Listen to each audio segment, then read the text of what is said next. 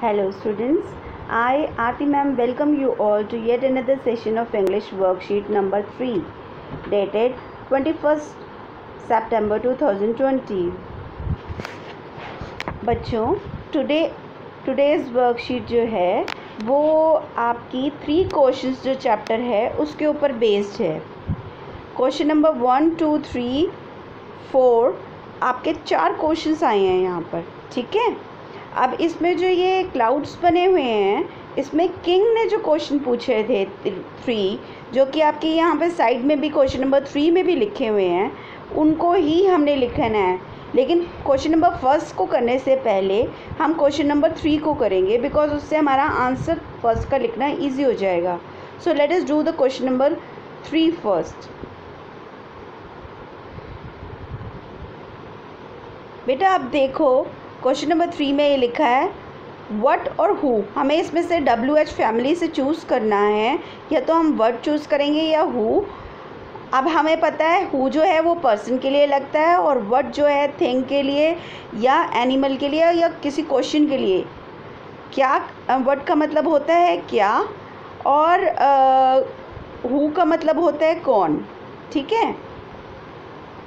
अब हमने ये देखना है इसमें क्या लगेगा या कौन.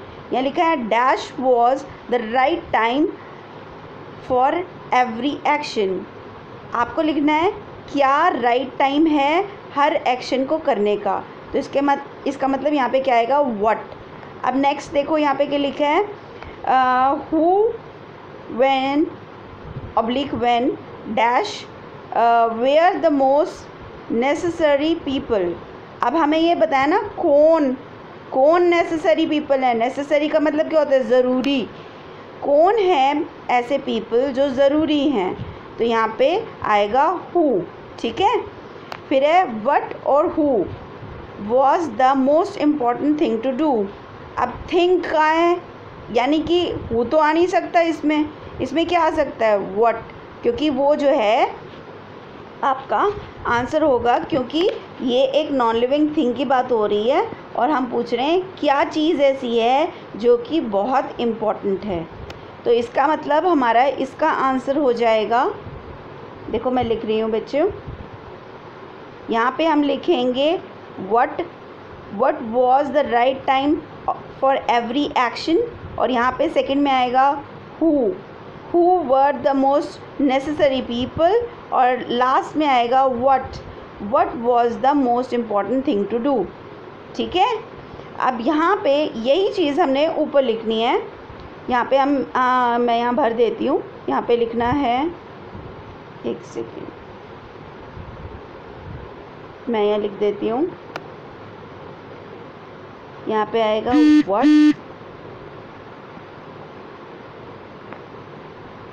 यहाँ पे आएगा हु और यहाँ पे फिर से आएगा व्हाट. ठीक है.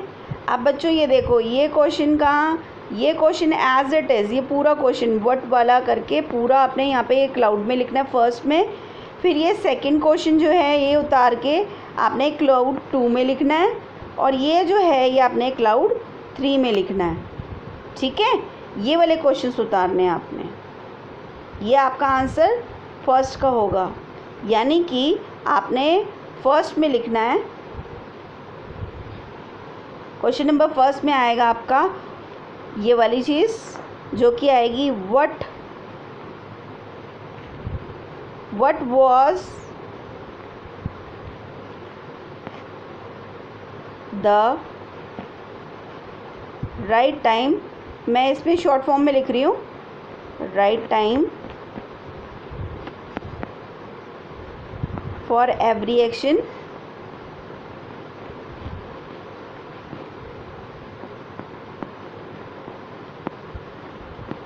बेटा ये आपने ये सारा का सारा जो मैंने बाहर लिखा हुआ है ना ये सारा आप ऐसे लिखोगे जैसे क्लाउड में आ जाए इस क्लाउड में आ जाए. फिर नेक्स्ट होगा आपका जो है वो हो जाएगा आपका सेकंड का. ये है आपका सेकंड का. सेकंड में आप क्या लिखोगे ये वाली चीज़ सेकंड क्लाउड में आपने लिखना है who were the most important, मैं शॉर्ट फॉर्म लिख रही हूँ बच्चों, ये नेसेसरी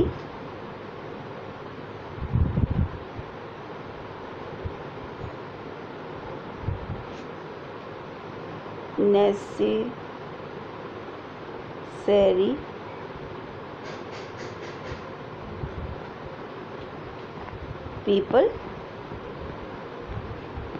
ठीक है, ये आपका सेकंड का हो जाएगा। ये सारी चीज़ें आपने क्लाउड में ही लिखनी है, बाहर नहीं लिखना जैसे मैंने लिखा है। मेरे पास तो क्योंकि मैं पेन से नहीं लिख सकती इसलिए नहीं लिख पाई हूँ। और फिर आपका क्वेश्चन नंबर थर्ड जो है वो आपने क्लाउड में ही लिखना है। वो लिखोगे आपने what was the most important thing to do. यहाँ पे लिखोगे वट वॉज। ठीक है बेटा, यहाँ पे आएगा what was the most important thing to do, यहाँ से लिख दोगे आप। ओके, अब आते हैं हम नेक्स्ट क्वेश्चन नंबर सेकंड पे। इसमें मैच करा हुआ है, देखो किंग या रूलर जो होता है वो कौन है, इसमें मैच करा हुआ है ये फोटोग्राफ से, जो कि पिक है एक किंग की। अब मेरे को मैजिशियन यानी विज़र्ड को पोस्ट करना है, लिंक करना है, तो मैं इससे लिंक करूँगी क्योंकि ये विज़र्ड है। और फिर अगर हर्मिट या सेज को कहा है तो मैं इसको करूँगी क्योंकि ये सेज है, ये हर्मिट है। ठीक है, ये आपका क्वेश्चन नंबर सेकंड हो गया। अब आंसर थर्ड जो हमारा इनकम्प्लीट रह गया था हम वो कर लेते हैं, जिसमें हमने पहले वट भरा था, इसमें हु भरा था और इसमें फिर से वट भरा था।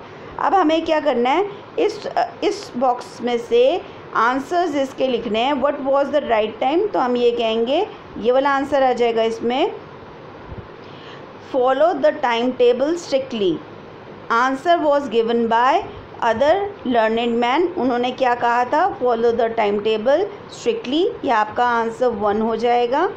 ठीक है, फिर है ये क्या है, who were the most important people. People कौन थे, ये देखो ये आ जाएगा। ये है आंसर इसका सेकंड का है, वो हैं doctor, priest, counsellors and soldiers. ये आपका आंसर सेकंड हो जाएगा। फिर आपके पास थर्ड है, what was the most important thing to do, तो आपका आंसर हो जाएगा साइंस, रिलीजियस वर्शिप और फाइटिंग। ये अकॉर्डिंग टू जो था अदर लर्नेड मैन के अकॉर्डिंग ये जो था वो इम्पॉर्टेंट चीज़ थी जो करना है, यानी ये आंसर थर्ड हो जाएगा आपका। ओके, आपके फर्स्ट सेकंड थर्ड क्वेश्चंस हो गए। Let us come to the fourth question now. Fourth question में देखो हमें ये बताना है बच्चों कि the right time to do something is, किसी भी काम को करने का सही समय कब होता है, अब होता है। कहते हैं ना कल करे सो आज कर, आज करे सो अब, तो अब होता है। तो यहाँ पे हम लिखेंगे आंसर नाउ, NOW, नाउ। ठीक है, फिर इसके बाद है the most important person is, कौन है मोस्ट इम्पॉर्टेंट पर्सन, आप खुद अपने लिए बहुत इम्पॉर्टेंट हो, तो यहाँ पे आप लिखोगे यू। ठीक है बच्चों, फिर उसके बाद है the most important thing to do is to do good to others. औरों का भला करना आपके लिए ज़्यादा ज़रूरी है, तो आप यहाँ लिखोगे गुड टू अदर्स। तो हमने क्या देखा, आंसर जो फोर्थ था उसमें मैं टिक कर रही हूँ। अब आपके आंसर्स आप फर्स्ट में भरोगे नाउ, सेकंड में भरोगे यू और थर्ड में भरोगे गुड। ठीक है, ये आपका आंसर हो गया बच्चों। यही आपकी वर्कशीट थी, ये वर्कशीट आपकी कंक्लूड हो गई। And now you can post your answers